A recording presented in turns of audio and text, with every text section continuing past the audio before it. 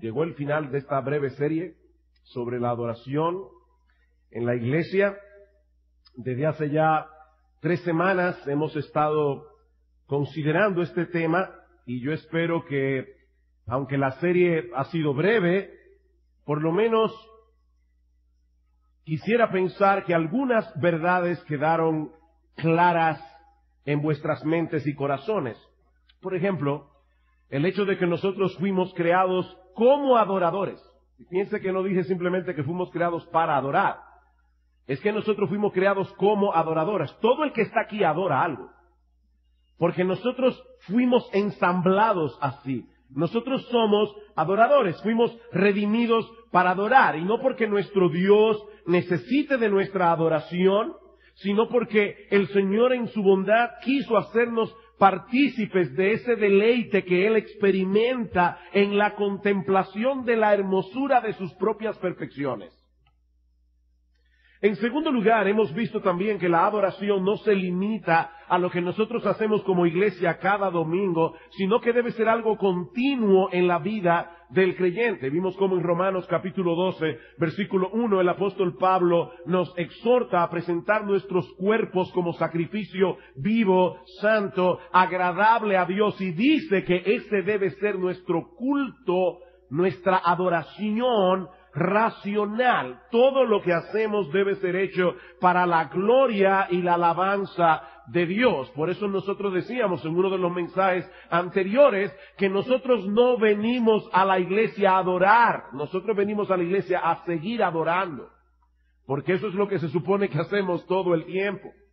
En tercer lugar, vimos que es el Evangelio lo que nos equipa y nos motiva para la adoración. En la misma medida en que nosotros entendemos la grandeza de Dios, nuestra propia miseria por causa de nuestros pecados y lo que Él ha hecho en Cristo para librarnos de esa terrible condición, en esa misma medida estaremos equipados para dar a Dios una adoración que sea digna de Él.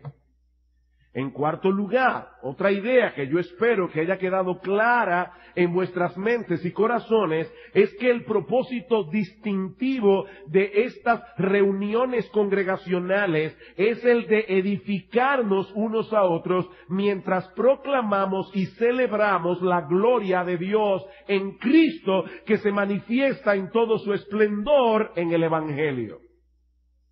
A la luz de esa realidad, nosotros debemos mantener un formato que sea accesible a nuestro auditorio.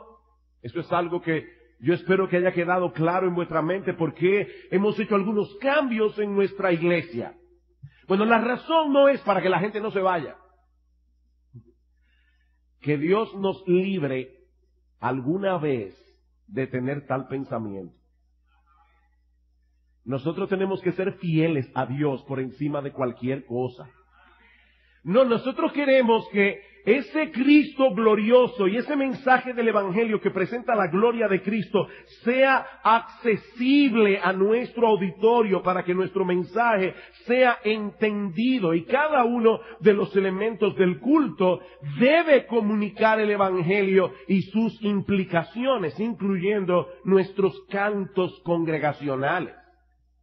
Esta semana una joven de nuestra iglesia me envió una cita por correo electrónico de Kevin DeYoung que decía: ¿pudieran las personas ser salvadas por medio de los cánticos de tu iglesia? ¿Hay suficiente verdad allí? ¿Qué pregunta?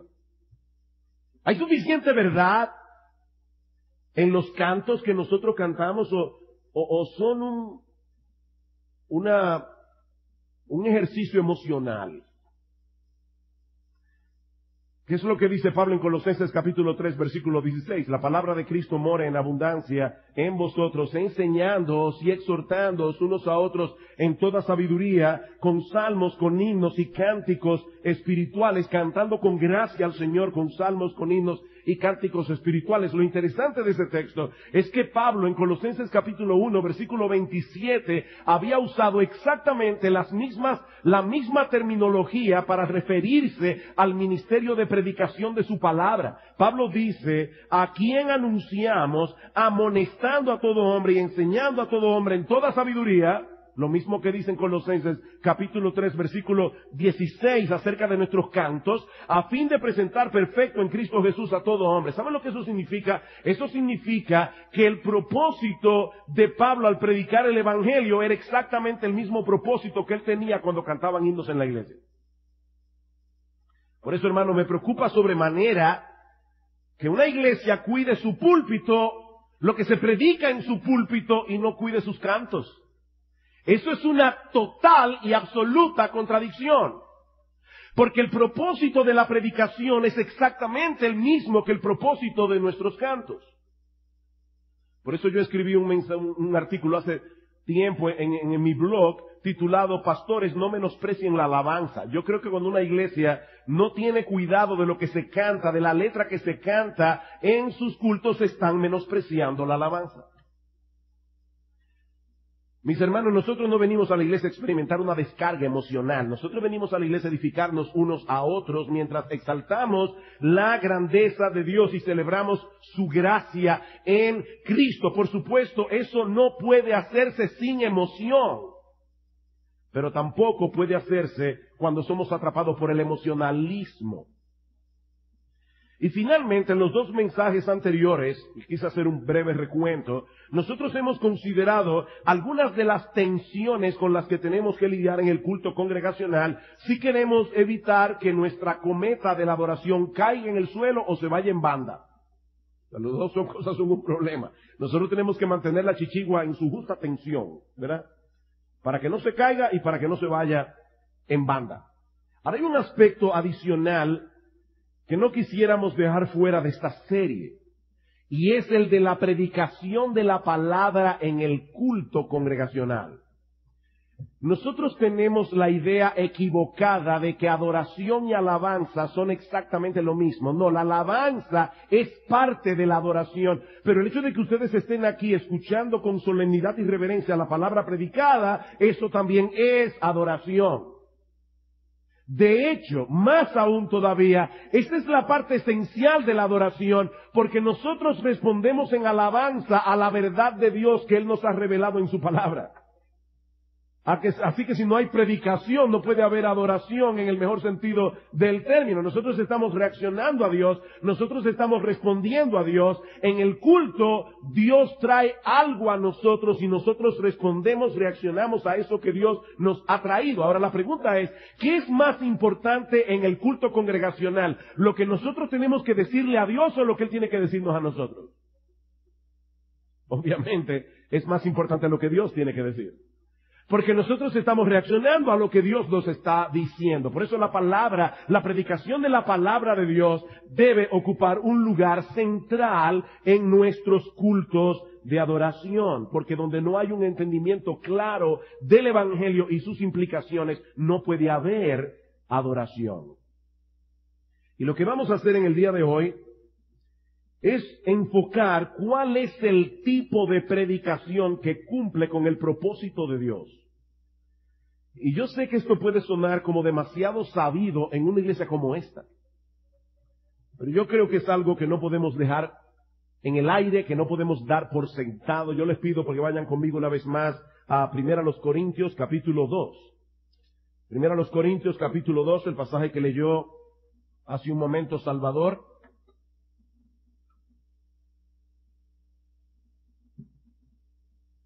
Antes de pasar a considerar el contenido de nuestro texto, es necesario aclarar que aunque vamos a estar hablando de predicación en esta tarde, mi propósito primario no es hablar a los predicadores de esta iglesia. Vamos a estar hablando de predicación, pero yo voy a estar hablando de predicación a la iglesia. Esto no es un mensaje para pastores. Esto no es un mensaje para predicadores. Esto es un mensaje para la iglesia. ¿Y por qué estamos hablando de predicación a la iglesia? Porque es necesario que tengamos una perspectiva correcta de lo que debemos esperar de aquellos que se colocan detrás de este púlpito. Porque de lo contrario puede suceder que algunos comiencen a ejercer presión sobre sus líderes, sobre sus pastores, para que ellos no prediquen lo que deben predicar y no crean que eso no puede suceder en Iglesia Bíblica del Señor Jesucristo, porque eso ya ha sucedido en Iglesia Bíblica del Señor Jesucristo en varias ocasiones. Y cuando eso sucede, los líderes tienen dos caminos a tomar: o a seguir siendo fieles a Dios, aún a riesgo de que muchos no entiendan lo que ellos están haciendo y aún hasta se molesten en ese sentido, o ceder a la presión y dejar de predicar la palabra y dedicarse a hacer otra cosa que no llena el estándar de la verdadera predicación bíblica. Ese fue el problema que Pablo enfrentó cuando llegó a la ciudad de Corinto en su segundo viaje misionero. Pablo estaba consciente de que el mensaje que él iba a predicar en Corinto resultaría sumamente chocante en medio de esa sociedad. Vayan conmigo al capítulo anterior, 1 Corintios capítulo 1, versículo 22. Pablo dice: porque los judíos piden señales, los griegos buscan sabiduría, pero nosotros predicamos a Cristo crucificado. Ahora, ¿cómo iba a ser la reacción de esa gente al mensaje de Cristo crucificado? Para los judíos, ciertamente tropezadero. Para los gentiles, locura. Pablo sabía de antemano que esa sería la reacción. Sin embargo, él no cedió a la presión de la gente para hablarles de lo que ellos querían oír. Y eso nos lleva a nuestro primer encabezado de esta noche: la integridad del mensaje que Pablo predicó. Capítulo 2, versículo 1. Así que, hermanos, cuando fui a vosotros para anunciaros el testimonio de Dios, yo no fui con excelencia de palabras o de sabiduría, pues me propuse no saber entre vosotros cosa alguna, sino a Jesucristo y a este crucificado. El apóstol Pablo encierra su mensaje en esta frase: el testimonio de Dios. Yo fui a anunciarles. Y noten una vez más que Pablo no está hablando aquí en una conferencia de pastores. Pablo está escribiendo una carta a una iglesia. Y Pablo quiere explicar a esa iglesia por qué él predicó lo que predicó. Dice: yo fui a vosotros a predicarles, yo fui a anunciarles el testimonio de Dios. Y por el contexto, nosotros podemos llegar a la conclusión de que él no se está refiriendo al testimonio que Pablo tenía que dar de Dios, sino al testimonio que Dios nos da de sí mismo en su palabra. Es el testimonio de Dios, es el testimonio que Dios ha dado, es el testimonio que Dios ha revelado. Él tiene que traspasar lo que Dios dice acerca de sí mismo. Y lo vemos, por ejemplo, en el capítulo 2, versículo 9, un texto que para mí es uno de los más mal interpretados de todo el Nuevo Testamento. Pablo dice allí: ahora bien, como está escrito, cosas que ojo no vio, ni oído oyó, ni han subido en corazón de hombre, son las que Dios ha preparado para los que le aman. ¿De qué está hablando Pablo aquí? Mucha gente dice del cielo. No, el apóstol Pablo no está hablando del cielo. El apóstol Pablo está hablando de la revelación divina. Porque dice en el versículo 10, pero Dios nos las reveló a nosotros por el Espíritu, porque el Espíritu todo lo escudriña aún lo profundo de Dios. Ese testimonio de Dios, de cómo nosotros podemos arreglar nuestras cuentas con Él, a pesar de que somos pecadores y Él es perfectamente santo y justo, eso solamente Dios podía revelarlo. Un ser humano nunca hubiera podido descubrir el Evangelio. Dios tenía que decirnos cómo era esto. Y ese fue el testimonio que Pablo fue a predicar. Por supuesto, ese testimonio era acerca de Dios. Pero lo que mantuvo firme a Pablo en su llamado fue su convicción de que el único testimonio válido acerca de Dios es el testimonio de Dios mismo. Mi amigo, si tú estás aquí en esta tarde, puede ser que tú tengas una idea muy particular acerca de Dios, pero lo que tú pienses de Dios no cambia lo que Dios es. Lo que tú pienses acerca de cómo los pecadores llegan al cielo no va a cambiar la forma como los pecadores llegan al cielo. Lo que importa es el testimonio de Dios.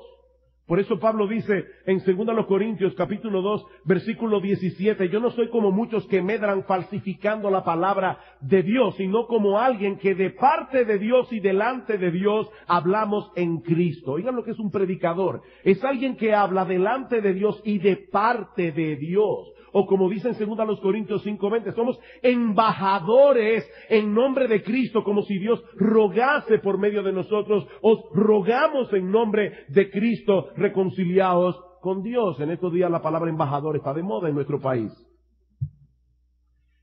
Pablo dice, somos embajadores del Evangelio. La pregunta es, ¿qué es lo que se supone que un embajador hace?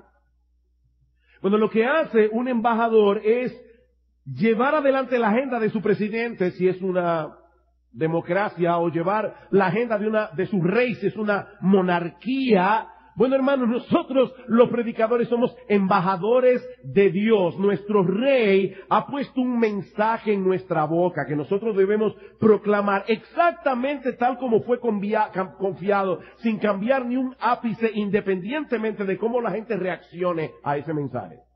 Somos embajadores de Dios. O como dice en 1 Corintios 4:1, así pues téngannos los hombres por servidores de Cristo y administradores de los misterios de Dios. Ahora bien, se requiere de los administradores que cada uno sea hallado popular. No, ahí no dice eso. Ahí dice, se requiere de nosotros los administradores que cada uno sea hallado fiel, aunque sea impopular. Aunque sea impopular. Cuando los predicadores de Wesley regresaban después de predicar en Inglaterra, Wesley le preguntaba, ¿se convirtió alguien? No. ¿Y le tiraron piedra? No. ¿Y qué fue lo que ustedes predicaron?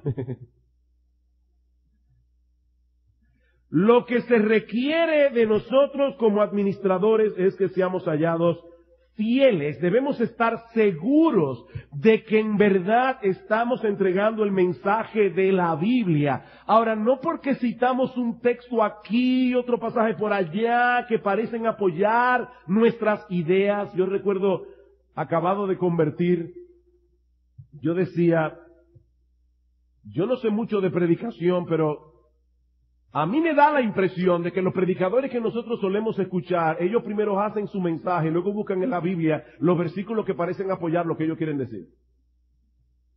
Y también me acuerdo perfectamente la primera vez en mi vida, en el año 1980-81, que yo escuché la predicación de John MacArthur.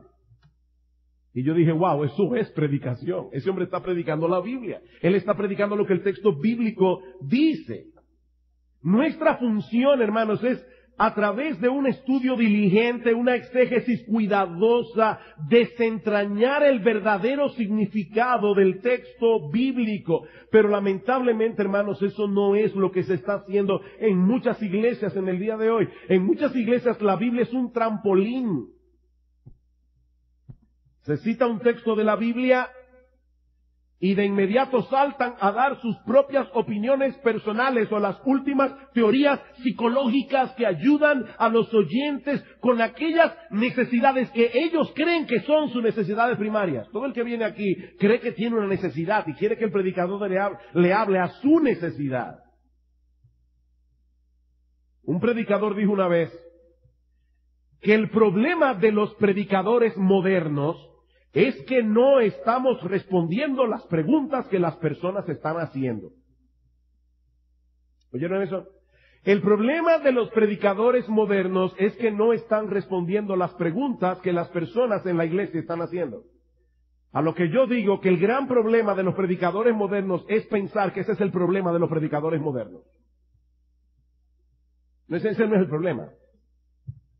Cuando los predicadores comenzamos a pensar que el propósito de la predicación es responder a las inquietudes particulares e individuales que tienen las personas que visitan nuestras iglesias, tarde o temprano terminaremos tergiversando la esencia misma de la predicación. Queridos hermanos, el llamado que nosotros hemos recibido de parte de Dios no es a responder a la pregunta que las personas están haciendo. El llamado que Dios nos ha hecho es a proclamar el testimonio de Dios. El testimonio de Dios. En Juan capítulo 7, versículo 16, el Señor dice de sí mismo, Jesucristo, Mi doctrina no es mía, sino de aquel que me envió. El que quiere hacer la voluntad de Dios conocerá si la doctrina es de Dios o si yo hablo por mi propia cuenta. Y ahora escuchen, el que habla por su propia cuenta, su propia gloria busca. O sea, aquel que viene al púlpito a expresar sus propias opiniones está buscando su propia gloria. El que busca la gloria de Dios proclama el testimonio de Dios. Escuchen a Cristo una vez más en el capítulo 12 del Evangelio de Juan. Porque yo no he hablado por mi propia cuenta. El Padre que me envió, Él me dio mandamiento de lo que he de decir y de lo que he de hablar. Dios el Padre le dijo a Cristo lo que Él tenía que decir y lo que Él tenía que hablar. Y sé que su mandamiento es vida eterna. Así pues, lo que yo hablo, lo hablo como el Padre me lo ha dicho. A mí ese texto me choca muchísimo. Mis hermanos, si nuestro Señor Jesucristo, el Dios encarnado, la segunda persona de la Trinidad, se cuidó de hablar conforme a lo que el Padre le había dicho, ¿cuánto más nosotros? No venimos al púlpito a compartir nuestras propias ideas, no venimos al púlpito a hablar de las últimas técnicas psicológicas para una vida plena y feliz. Si hay algo que la iglesia de nuestra generación necesita con urgencia, son predicadores que se dediquen en cuerpo y alma a interpretar, explicar y aplicar las sagradas escrituras. La debilidad de la iglesia de nuestra generación se debe en gran medida a la debilidad de sus púlpitos. Ahora, Pablo fue muy explícito en cuanto a qué él se refería cuando hablaba del testimonio de Dios. Lean una vez más el versículo 2. Pues me propuse, él está explicando lo que él acaba de decir, me propuse no saber entre vosotros cosa alguna, sino a Jesucristo y a este crucificado. Eso no significa que durante los 18 meses que Pablo estuvo en Corinto, él se limitó a proclamar o a predicar lo que nosotros solemos llamar predicaciones evangelísticas o sermones evangelísticos, llamando a los pecadores al arrepentimiento. Yo no creo que eso es lo que Pablo está diciendo aquí. Yo creo que lo que Pablo está diciendo es que toda su predicación giraba en torno a la obra redentora de Cristo en la cruz. Nada habría de comprometer el lugar central que debe tener en nuestra predicación, el Cristo crucificado. Leí hace un tiempo atrás un libro sobre predicación donde el autor nos hacía a nosotros los predicadores esta pregunta. ¿Tú hubieras podido predicar el mismo mensaje que predicaste el domingo pasado en tu iglesia, aunque Cristo no hubiera muerto en la cruz del Calvario? Vamos a suponer que estuvimos hablando de familia, vamos a suponer que estuvimos hablando de cómo enfrentar la adversidad como esta semana el pastor Paul Tripp. Vamos a suponer que estamos hablando de las finanzas. La pregunta es, si ese mensaje que nosotros predicamos hubiéramos podido predicarlo aunque Cristo no hubiera muerto en la cruz del Calvario. Porque si yo puedo predicar en este púlpito un mensaje exactamente igual al que yo hubiera predicado antes de la venida de Cristo, antes de la muerte de Cristo, ese mensaje que yo estoy predicando no es evangélico. Ese mensaje yo lo hubiera podido predicar en una sinagoga, lo hubiera podido predicar en una mezquita y no hubiera hecho ninguna diferencia. Pero no estamos en una sinagoga, no estamos en una mezquita, estamos en una iglesia cristiana. Y eso hace una tremenda diferencia. Vayan conmigo a Efesios capítulo 4, para que ustedes vean cómo Pablo aplicaba esto. Pablo definitivamente era un predicador cristiano, era un predicador cristocéntrico. Pablo era un predicador evangélico en el mejor sentido de la palabra. En Efesios capítulo 4, versículo 30, dice el apóstol Pablo, no contristéis al Espíritu Santo de Dios, con el cual fuisteis sellados para el día de la redención. Quítense de vosotros toda amargura, enojo, ira, gritería, maledicencia y toda malicia. Pablo está hablando aquí de cosas muy prácticas para la iglesia. Pero ahora escuchen el versículo 32. Antes, sed benignos unos con otros, misericordiosos, perdonándoos unos a otros como Dios también os perdonó a vosotros en Cristo. Pablo está hablando de la ira, de la amargura, del enojo. ¿Y qué hace? Llevar la mente, el corazón de estos hermanos al Evangelio. Tú fuiste perdonado de todos tus pecados.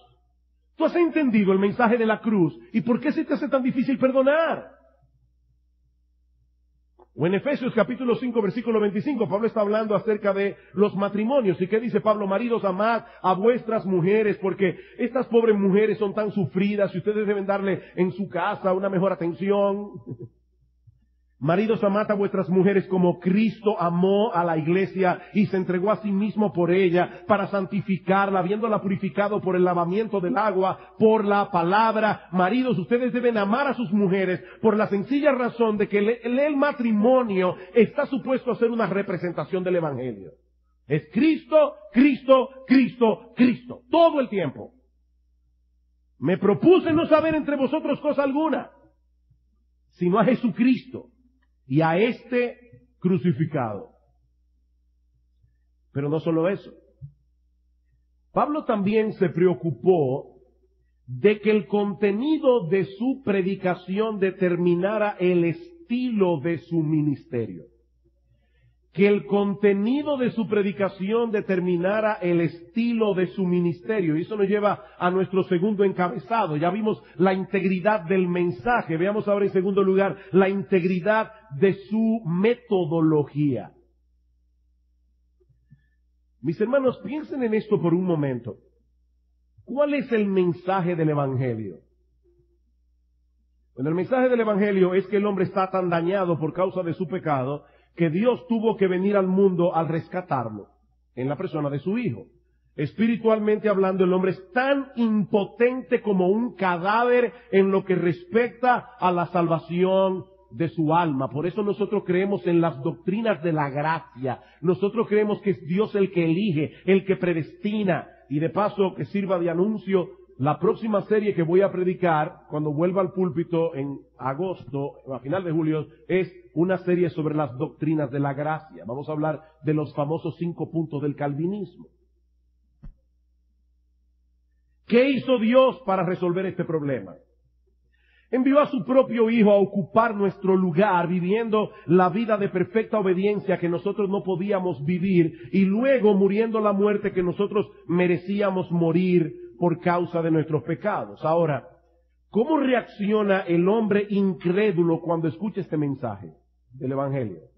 Naturalmente, el hombre incrédulo lo rechaza como la más grande tontería, como la más grande necedad, a menos que Dios haga una obra de transformación en su alma. Pablo dice en 1 Corintios, ese mismo pasaje en el capítulo 2, versículo 14, pero el hombre natural, es decir, el hombre no regenerado, aquel que no ha nacido de nuevo, no percibe las cosas que son del Espíritu de Dios, porque para él son locura y no las puede entender. Él no las puede entender, porque se han de discernir espiritualmente. Sin embargo, a pesar de que la reacción del hombre natural a la predicación del Evangelio es esta, el Evangelio sigue siendo el instrumento usado por Dios para salvar a esos mismos pecadores que rechazan el Evangelio como una necedad. 1 Corintios 1:21. Porque ya que en la sabiduría de Dios el mundo no conoció a Dios, mediante la sabiduría agradó a Dios salvar a los creyentes por la locura de la predicación. El incrédulo rechaza el Evangelio. Y es ese mismo Evangelio que él rechaza, el instrumento poderoso que usa Dios para salvarlo. Miren, mis amados hermanos, no importa qué tan elocuente pueda ser un predicador, no importa cuán atractiva pueda ser su personalidad, si no predica el Evangelio, ningún pecador puede ser salvo. Porque solo el Evangelio es poder de Dios para salvación. Es por eso que Pablo decidió mantener una metodología particular que preservara el contenido de su mensaje. Lean una vez más el capítulo 2, versículo 1. Así que, hermanos, cuando fui a vosotros para anunciaros el testimonio de Dios, yo no fui con excelencia de palabras o de sabiduría, pues me propuse no saber entre vosotros cosa alguna, sino a Jesucristo y a este crucificado. Y estuve entre vosotros con debilidad y con mucho temor y temblor. Y ni mi palabra, ni mi predicación fue con palabras persuasivas de humana sabiduría, sino con demostración del Espíritu y de poder. El apóstol Pablo no era un predicador incompetente, pero Pablo decidió de manera intencional no sólo proclamar lo que había sucedido en la cruz del Calvario, sino también aplicar ese instrumento de muerte a su propia vida y a su propio ministerio cada día. ¿Cómo? Evitando a propósito hacer un despliegue de su capacidad de oratoria o de su capacidad intelectual para no llamar la atención sobre sí mismo. O sea, Pablo predicó a un hombre crucificado, estando él mismo crucificado juntamente con Cristo. Mis hermanos, Pablo no trató de ganarse el respeto de los corintios usando ese estilo retórico que tanto fascinaba a los griegos. A los griegos les encantaba oír una gente que hablara bien, aunque no entendieran lo que diera. Porque Pablo sabía que eso tiende a enfocar la atención de la gente en el mensajero, no en el mensaje. En el mensajero. Mis amados hermanos, el poder del Evangelio se manifiesta, trabaja, humillando al pecador y exaltando al Salvador. Por eso es tan incongruente que un predicador del Evangelio se dedique a hacer un despliegue de elocuencia, se dedique a hacer un despliegue de capacidad o profundidad intelectual para llamar la atención de las personas sobre sí mismo, porque el efecto que eso produce es totalmente contrario al efecto que el Evangelio está supuesto a producir. Noten el capítulo 1, versículo 17 de 1 Corintios. Pablo dice, pues no me envió Cristo a bautizar, sino a predicar el Evangelio. Y vuelve e insiste, no con sabiduría de palabras, para que no se haga vana la cruz de Cristo. Mis hermanos, ¿por qué se hace vana la cruz de Cristo cuando el predicador hace un despliegue de elocuencia o de sabiduría? Porque ese tipo de predicación cultiva, promueve el orgullo que el Evangelio debe destruir para que el pecador pueda ser salvo y los creyentes puedan crecer en santidad. Es por eso que ese tipo de predicación hace vana la cruz de Cristo, versículo 18, porque la palabra de la cruz es locura a los que se pierden, pero a los que se salvan, esto es, a nosotros es poder de Dios. El poder de Dios para salvación se manifiesta cuando la cruz nos humilla. Pero precisamente por eso el mensaje de la cruz debe ser transmitido con integridad en su contenido, pero también en su forma.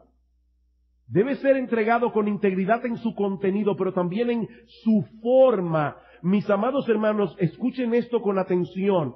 Hay una forma de predicar el Evangelio de la cruz que esconde la cruz. Hay una forma de predicar el Evangelio de la cruz que esconde la cruz y alimenta la soberbia humana. Eso puede explicar en parte la actitud con la que Pablo predicó el Evangelio en Corinto. Él dice en el capítulo 2, versículo 3, y estuve entre vosotros con debilidad y mucho temor y temblor. Y es posible que Pablo esté hablando allí de que cuando él fue a predicar el Evangelio a los corintios, él temió por su vida. Y lo sabemos porque en Hechos capítulo 18 dice que el Señor tuvo que aparecérsele a Pablo y le dijo, no temas, Pablo, no temas, sino habla y no calles, porque yo estoy contigo y ninguno pondrá sobre ti la mano, porque yo tengo mucho pueblo en esta ciudad. O sea, puede ser que Pablo en su naturaleza humana tenía temor, pero yo creo que es probable que lo que Pablo está diciendo aquí es que él se sentía inadecuado para la tarea que se le había encomendado. Pablo probablemente tenía temor de usar la predicación como un vehículo de autopromoción. El punto es que Pablo no llegó a Corinto con una actitud triunfalista, sino confiando plenamente en el poder de Dios, no en su capacidad de oratoria, no en su formidable capacidad intelectual. Dice en el capítulo 2, versículo 4, y ni mi palabra ni mi predicación fue con palabras persuasivas de humana sabiduría, sino con demostración del Espíritu y de poder. Pablo sabía que hay muchas formas inadecuadas de persuadir a un auditorio. Hay muchas formas inadecuadas de persuadir a un auditorio. Por eso, como dice un comentarista, Pablo tomó la determinación de proveer una ventana transparente hacia la cruz y no hacer un espectáculo de sí mismo. Una ventana transparente hacia la cruz. Ahora, hermanos, no me malentiendan. A lo largo de la historia de la iglesia, Dios ha levantado predicadores sumamente poderosos, con una capacidad inusual para persuadir a las personas con el mensaje del Evangelio. Aquí en esta iglesia se menciona mucho a George Whitefield, se menciona mucho a Charles Spurgeon, y hay grandes predicadores en nuestra generación, pero la meta de esos predicadores no era ser populares, era ser fieles, y Dios quiso bendecir esa fidelidad en una forma inusual. Aunque de paso, déjenme decirles algo. Definitivamente, Dios ha bendecido República Dominicana de una manera muy inusual. Aquí vienen todos los años tremendos hombres de Dios, grandes predicadores de la palabra. Este año ya tuvimos a Paul Tripp, dentro de poco tendremos a John MacArthur, Stephen Lawson. ¡Qué bendición! Pero ¿saben una cosa, hermanos? Es el plan y el propósito de Dios edificar la mayoría de sus iglesias con predicadores ordinarios. Por cada John MacArthur hay miles de predicadores ordinarios que están edificando sus iglesias. Y cuando no había internet, cada persona tenía que edificarse con el pastor que Dios le dio. Para ir a escuchar a Spurgeon en el siglo XIX había que coger un barco, porque ni siquiera en avión, e irse a Inglaterra a escuchar a Spurgeon. No puede decir que, ¿cuál es el website de Spurgeon? charlesspurgeon.com. No había nada de eso. El que quería oír a Spurgeon tenía que ir a Inglaterra a oír a Spurgeon. Ahora yo me pregunto, ¿cuántos predicadores como Spurgeon había en las iglesias en aquellos días? Ese hombre era único. Eso muestra que a la larga sigue siendo el poder de Dios. Es el poder de Dios. Pablo rehusó en Corinto tratar de ganarse la aprobación de la gente dándoles lo que ellos querían oír, en vez de darles lo que realmente necesitaban. Porque Pablo sabía que es a través de ese mensaje de la cruz que los griegos y los judíos despreciaban, que Dios manifiesta su poder para salvar a los pecadores. Pablo sabía eso. Y para edificar a su iglesia. Mis hermanos, no existe ninguna forma de persuasión humana, ni ninguna oratoria que sea tan elocuente que pueda hacer más poderoso el Evangelio. Nadie puede hacer más poderoso el Evangelio. Alguien dijo muy atinadamente, la palabra de Dios es la fuerza más potente de todo el universo. No hay forma de hacer más poderoso el Evangelio. Pero ¿saben qué? Sí hay muchas maneras en que un predicador puede enterrar ese poder en una maraña de argumentos y de palabras sofisticadas. Hay muchas maneras de enterrar el Evangelio. Y Pablo sabía eso. Y lo engañoso de todo esto es que ese tipo de predicación atrae a mucha gente. Ese tipo de predicación. Lo que le hace creer al predicador y a la iglesia que algo tiene que estar haciendo bien porque mucha gente está yendo a la iglesia. Me encanta ese predicador. Las cosas que dice son tan prácticas para los problemas que yo enfrento todos los días. Él sí responde las inquietudes de mi corazón. Sí, la Biblia tiene muchas cosas que decir acerca de nuestras inquietudes. La Biblia tiene muchas cosas que decir acerca de nuestro problema. Pero mis amados hermanos, hay una enorme diferencia entre un predicador del Evangelio y uno de estos conferencistas de autoayuda y de motivación. Hay una gran diferencia. Y es que el predicador del Evangelio te lleva a ver tu problema a la luz del Evangelio de Cristo. Y nosotros tuvimos un buen ejemplo de eso este fin de semana con nuestro hermano Paul Tripp. Hay una enorme diferencia. Y lo que es todavía más crucial, el verdadero predicador del Evangelio no relega el mensaje del Evangelio a un segundo plano para tratar de resolver los problemas que la gente cree que son sus necesidades más urgentes. Todo el mundo cree que su problema es el más urgente. Y mucha gente no entiende que su problema es el pecado. No, yo no quiero que me hablen de mi pecado. Háblame de mi ansiedad. ¿Y cómo yo te voy a hablar de tu ansiedad si yo no te hablo de tu pecado? Porque esa ansiedad probablemente es una manifestación de tu idolatría. Esa ansiedad que tú manifiestas, esa ira que tú manifiestas, es un indicador que te está mostrando cuáles son tus ídolos. Y mi función como predicador del Evangelio es llevarte a destruir tus ídolos y llevarte humillado a los pies de Jesucristo. ¿Cómo yo te hablo de tu ansiedad? ¿Cómo te hablo de tus temores? ¿Cómo te hablo de tu ira si no te hablo de Cristo y no te hablo del Evangelio?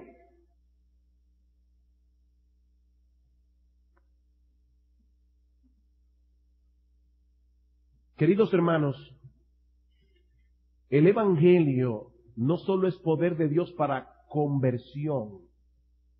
El Evangelio es poder de Dios para salvación. No es simplemente para conversión. Ese es un poder que tú y yo, que ya somos salvos, vamos a necesitar todos los días para seguir siendo salvados. Y no es que yo piense que nosotros perdemos la salvación y tenemos que obtener la salvación todo el tiempo. No, es que nuestra salvación no ha terminado todavía. Ya somos salvos, ya somos salvos. Si tú eres creyente vas al cielo, no te preocupes por eso. Pero hay muchos peligros de los que tú tienes que ser salvado todos los días y el Evangelio es poder de Dios para salvación. Tú, cristiano, necesitas el Evangelio.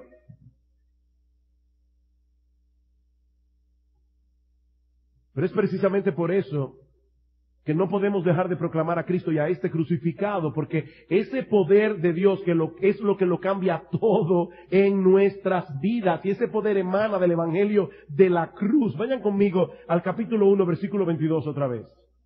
¿Qué dice Pablo aquí? Porque los judíos piden señales, los griegos buscan sabiduría, pero nosotros predicamos a Cristo crucificado, para los judíos ciertamente tropezadero, para los gentiles locura, mas para los llamados así judíos como griegos, Cristo, poder de Dios y sabiduría de Dios. ¿Tú quieres ver el poder de Dios actuando en tu vida? Ve a Cristo.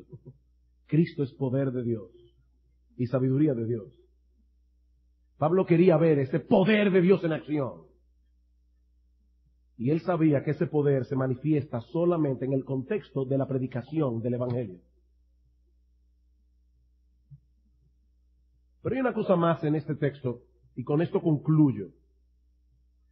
No solo debemos mantener la integridad del mensaje, la integridad de la metodología, sino también la integridad en nuestra motivación.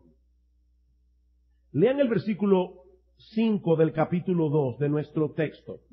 Pablo dice, ¿para qué? Todo lo que yo he venido diciendo, todo lo que yo hice en Corinto, lo hice para que vuestra fe no esté fundada en la sabiduría de los hombres, sino en el poder de Dios. ¿Por qué Pablo rechazó tajantemente el pragmatismo en la predicación? Aquí está la respuesta. Porque su meta era edificar la fe de los creyentes, la confianza de los creyentes en el poder de Dios, no en la sabiduría de los hombres. En otras palabras, Pablo no quería que estos creyentes estuvieran dependiendo todo el tiempo de sus buenos consejos para vivir una vida plena y dichosa. O sea, Pablo no quería edificar iglesias dependientes de él. Mis hermanos, los predicadores vienen y van. Si Cristo no ha vuelto en los próximos 50 años, aquí van a haber otros pastores y otros predicadores. Los predicadores vienen y van, como dice, creo que es en la tumba de John Wesley, dice, los obreros de Dios mueren, pero la obra de Dios sigue en pie. Pablo dice, yo no quiero que vuestra fe esté fundada sobre mí. Yo quiero que vuestra fe esté fundada en el poder de Dios. Él quería que ellos descansaran plenamente en el poder de Dios manifestado en Cristo.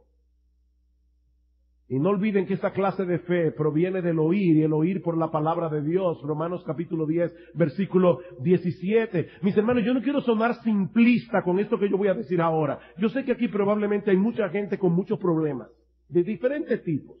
Y yo no quiero sonar simplista con lo que yo voy a decir ahora.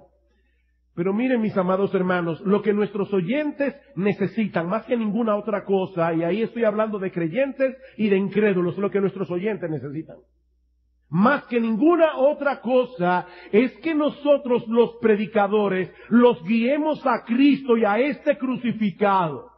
Ese tipo de predicación que se enfoca primariamente en los problemas, en solucionar los problemas prácticos, que se enfoca en eso, a la larga produce personas dependientes del predicador.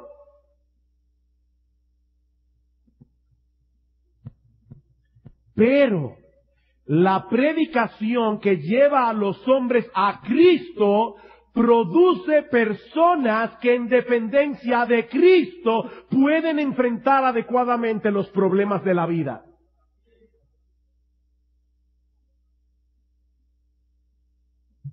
Por eso Pablo dice en el capítulo 1, versículo 24 que leímos hace un momento, Cristo, poder de Dios y sabiduría de Dios.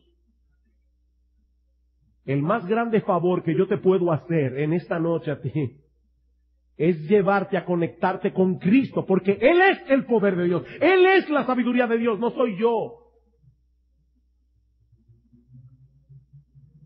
Un autor lo dice de esta manera y me encanta cómo lo dice.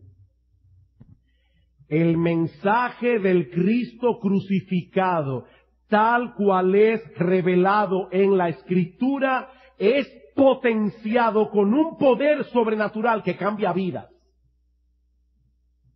El mensaje del Cristo crucificado. Y luego añade, nunca se intentó que el Evangelio fuera meramente un buen consejo para decirme cómo navegar a través de los problemas diarios de la vida. No, eso no es el Evangelio. Tampoco es simplemente un mensaje acerca del poder de Dios. Hay predicadores que todo el tiempo están diciendo, confía en el poder de Dios. Ay, ¿dónde está el poder de Dios? Dice Shaddix, el autor que estoy citando, el Evangelio no es simplemente un mensaje acerca del poder de Dios. Es el poder de Dios. Es el poder de Dios. Porque no me avergüenzo del Evangelio, dice Pablo en Romanos 1, 16, porque es poder de Dios para salvación a todo aquel que cree. Al judío primeramente y también al griego. Sin embargo, muchas veces, mis amados hermanos, negamos en la práctica lo que decimos creer con nuestra cabeza.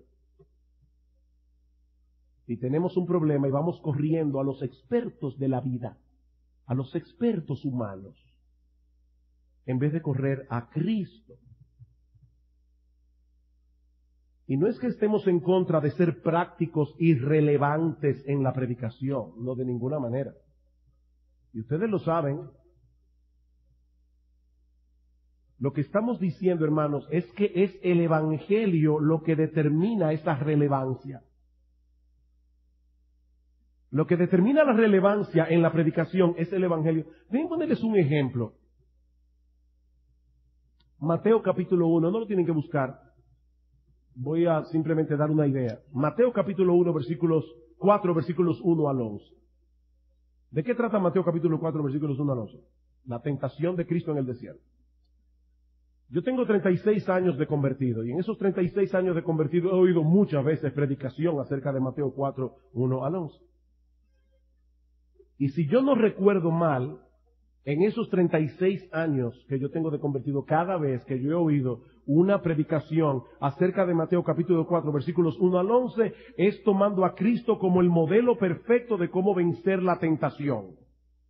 ¿Es eso incorrecto? De ninguna manera, de ninguna manera. Es correcto que nosotros apliquemos Mateo capítulo 4, versículo 11 para enseñar a los creyentes cómo lidiar con la tentación. En Primera de Pedro capítulo 2, versículo 21, dice claramente que nuestro Señor Jesucristo nos dejó ejemplo para que sigamos sus pisadas.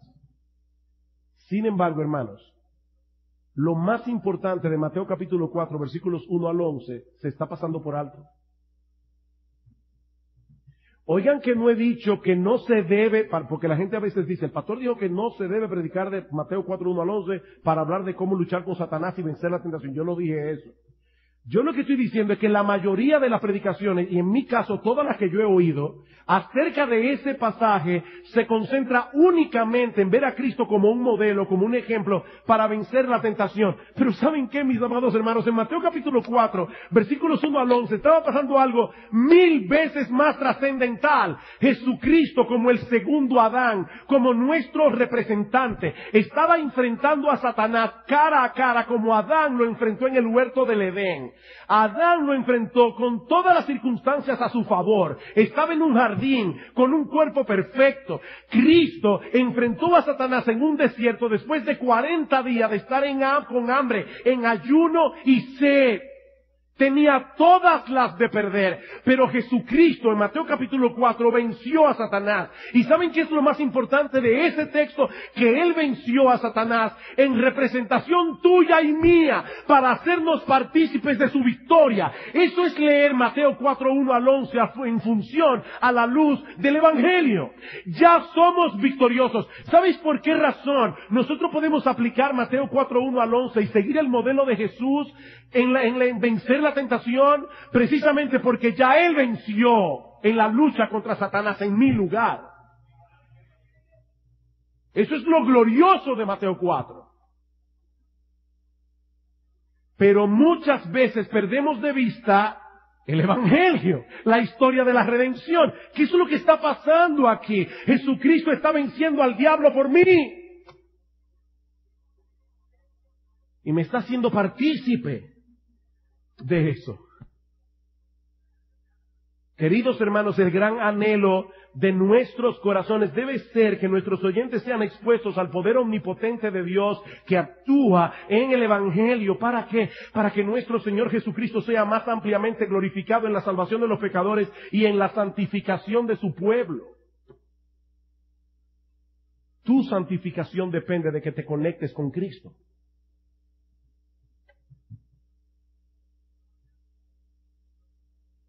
El que habla por su propia cuenta, su propia gloria busca. La gran preocupación de Pablo no era primariamente, y esto puede sonar extraño, pero la gran preocupación de Pablo no era primariamente el bienestar espiritual de las almas a las que él ministraba. La preocupación principal de Pablo, aunque era obvio que él quería hacerle bien a los oyentes, pero la preocupación principal de Pablo era que Dios en Cristo se llevara toda la gloria. Y cuando Dios en Cristo se lleva toda la gloria, entonces nosotros somos edificados y nuestras almas son bendecidas. Noten, en 1 Corintios, lamentablemente hay un cambio en el capítulo 2 y el capítulo 1, con un titulito, y nos hace creer que Pablo está hablando de otro tema. Pero escuchen, por eso quise que Salvador leyera el pasaje completo desde el versículo 17. Escuchen lo que dice Pablo en el versículo 30. Mas por él, capítulo 1, versículo 30, mas por él estáis vosotros en Cristo Jesús, el cual nos ha sido hecho por Dios sabiduría, justificación, santificación y redención, para que como está escrito, el que se gloría, gloríese en el Señor. Así que, hermanos, cuando fui a vosotros, no fui con excelencia de palabras. Yo vine a anunciarles el testimonio de Dios centrado en Cristo, para que el que se gloríese en el Señor, no en Pablo, no en Piper, no en MacArthur, no en Paul Tripp, no en nadie, excepto Jesucristo. Oh, que el Señor nos ayude a mantener la integridad de nuestra predicación, por el bien de las almas a las que ministramos, sí, pero sobre todas las cosas, para la gloria de nuestro bendito Señor y Salvador Jesucristo, quien merece toda honra, toda alabanza y todo honor.